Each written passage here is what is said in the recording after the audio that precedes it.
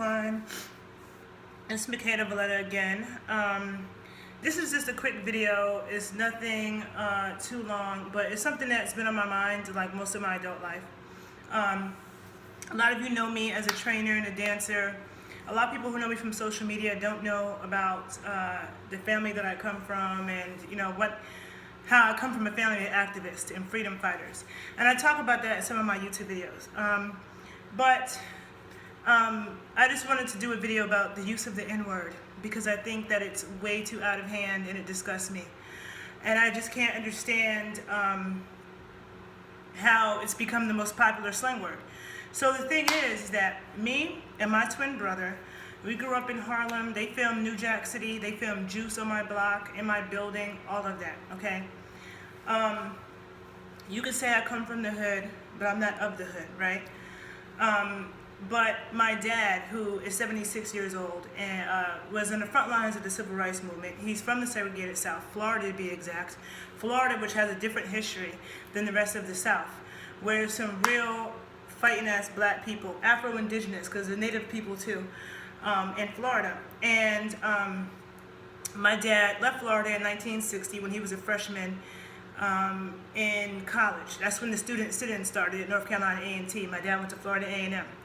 He got kicked out of college for being involved in the movement. He left Florida because he thought he was going to kill somebody. He thought he was either going to kill somebody or get killed. Then he went up to Philly. He was actually born in Philly. His family is from Florida, but he was born in Philly. When his dad died when he was 4, he went back to Florida. He spent the summers in Philly, so he was like Philly, Florida, right? So 18, he goes up to Philly and didn't go back down south for 25 years. Then eventually went to Harlem, where I was born. And my brother and I, we grew up, my grandmother who passed away 3 years ago, my grandmother was 94 years old when she died. And I spent a lot of time with my grandmother. She was born 1921, also from Florida, raised her kids in the segregated South. And there's so much I learned from being around my grandmother, being around my dad and my aunt, my dad's older sister. My mom's family is from the north. My mom's family is from western Pennsylvania, close to Pittsburgh in Ohio. It's like 30 minutes outside of Pittsburgh, near the border of Ohio. And my mom is 69 years old. So she was, during the Civil Rights Movement, she was probably in school, teenager. My dad was a grown man. So when people, and my mom told me, like where she's from, the highest rate of Klan are in western Pennsylvania. And Pennsylvania has a lot of Klan, okay? Probably worse than the South. So where she's from, it's not that it wasn't racist, but my mom told me when those articles came out on the cover of the paper that showed what was happening down south to black people, she was shocked. They didn't know it was that bad. People in the north did not know it was that bad. So for me, it's like I have one parent that was born and raised in the segregated South. Not just the South, but the segregated South. And I have one parent that's from the north. And then I'm from the north, but I always felt, most people I know from New York, their parents are from New York. Like, I don't meet a lot of people in New York whose family is from the South. Like, grandparents or great-grandparents maybe, but not their parents.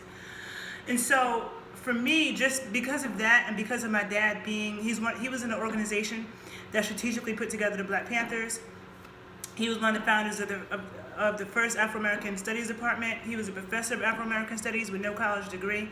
Since I've been alive, he has been a journalist, and he always talked about race. The reason why I know so much about race in Latin America, why I've been aware of the color issues and the race issues that you see Amara La Negra talking about now, and everybody's like, oh my gosh, she's Dominican? Like, they don't know what the fuck they're looking at, when there's tons of black Dominicans. More black ones than white ones, probably. You go to Cuba, Cuba's the blackest place I've ever been, But when they put out Colombia too, I was in Cartagena. If you're white in Cartagena, you're out of place, okay? Very black. People don't realize that the slave trade, Colombia was number 2 after Brazil. So there's a lot, Colombia is very black. But because Latin America is so racist, you never see these images of black Hispanics. So people think that I look like J-Lo. And then we see somebody looks like me or blacker than me, people get shocked, right? So for me, like my twin brother and I, we have never in our life used the N-word. Now, when I was in high school in the 90s, I remember kids saying it around my dad, teenagers. I remember that's when, I don't remember people saying it in the 80s like that in New York. And if you think about New York hip hop, when it first started, it was very positive, with the black image. One of my good friends who's 51 years old, who was born in Brooklyn, he moved down to Florida, down to Miami when he was in elementary school, and he talks about how when he moved down there, everybody was saying the N-word this, N-word that, talking about good hair and how ignorant they were. But in New York, nobody was using that terminology. I never heard that until the 90s, like maybe when I was in high school. And it's crazy because there's so many slang words that used to be dope, like in style back then, fresh and I don't know, dope. I mean, I still use dope, but there's slang words that have gone out of style. But yet the N-word has become more and more popular to the point where you constantly hear it every 2 seconds in hip hop. And it's embarrassing because, you know, white people listen to hip hop more than we do. And I've taught pole classes and taught classes where you got white girls in the room who love hip hop and they want to turn up, and every 2 seconds is nigga this, nigga that, nigga this, nigga that. But yet, if that white person in the room were to say the words and say nigga something, then black people get mad. But how does that make any sense? If your fan base is white, they're singing your songs. People sing songs. People say what the fuck. How are you going to put a word in your song that you don't want your fans to say, but you're saying it every 2 motherfucking seconds? Does that make any sense? And what other group of people does that? You know what I'm saying? Say you turn the word around. It just sounds so dumb because anybody who's from a segregated South, who got called that, who saw black men hung from trees knows better. And the thing is that my family, I heard them use the word. I heard my dad use the word. I heard my grandmother. But they used it they used it in the house amongst each other. And they used it to talk about black trash. Okay? They weren't using it as a term of endearment, how a lot of black people say it's a term of endearment. Like, people use it instead of saying my dudes or my guys. You know, I never have, you've never heard me say, oh, I was talking to this nigga and blah, blah, blah. That shit makes me want to stab my ears out. It just sounds so fucking ignorant. Like, out of all the words that exist, why must we use that word so much? Because as a white racist, if I was a white racist and I'm looking at black people complaining about Black Lives Matters and oh, they're mistreating us, but then yet we as a group are calling ourselves one of the most demeaning words in our whole history, and then we try to say that we've turned it around. That sounds dumb. And then, like, it would never be a discussion if black people kept that shit at home. Like, if you want to use that at home amongst your family and friends, okay. If we had never taken it out to the street, if we had never yelled that shit across the supermarket, said it every 2 seconds in a song, then we wouldn't have the problem with seeing everybody else use it. White people singing it in clubs. You know, in New York, I see Hispanics saying it. We all see Cardi saying it. And yeah, like in New York, Dominicans and Puerto Ricans are like this with black people. Yes, that's true. So when J-Lo said it in the 90s or the early 2000s, people got mad and New Yorkers had to explain the whole relationship between blacks and Puerto Ricans in New York. Not the case in Chicago, where I live now, where blacks and Puerto Ricans are not like this. So, but in New York, we really are cool. We don't have conflict like LA, blacks and Mexicans have problems. We don't have those problems. But at the same time, I'm very much well aware of how racist Latin America is. And so racist that it's not, a lot of times it's not, you won't see it with the naked eye. You have to know what's up and have some real conversations with black Hispanics.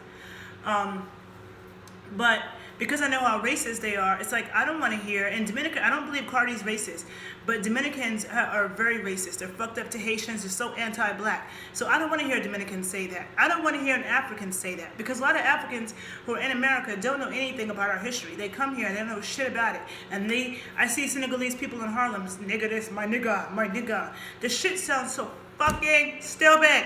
And I curse. I curse all day. I'll say shit, fuck, ass, but you will not hear me say the N-word. It's just why? Why do black people have to say it so much? And it's just like, you listen to a song and it's like, you know, nigga this, nigga that, nigga, you know, and everybody, hip hop is the most influential art form. So why not use that to change narrative, you know?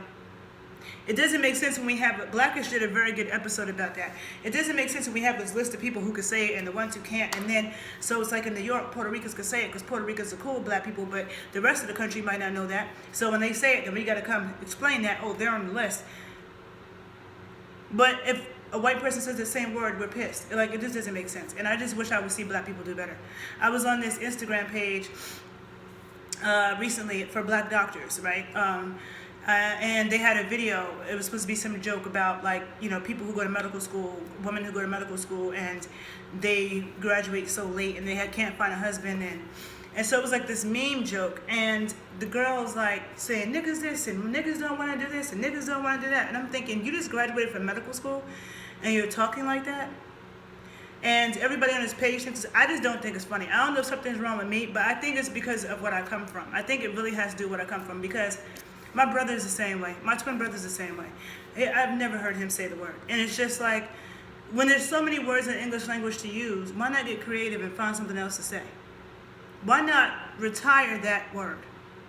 Or keep it at home so we don't have to have these conversations. That's all I wanted to say. I hope maybe somebody out there feels influenced to be creative and cancel the word and use another word. I will say, I will hang out with my dudes. I'm talking to this dude, not Ika. Have a good day, people. Thanks for listening. Bye.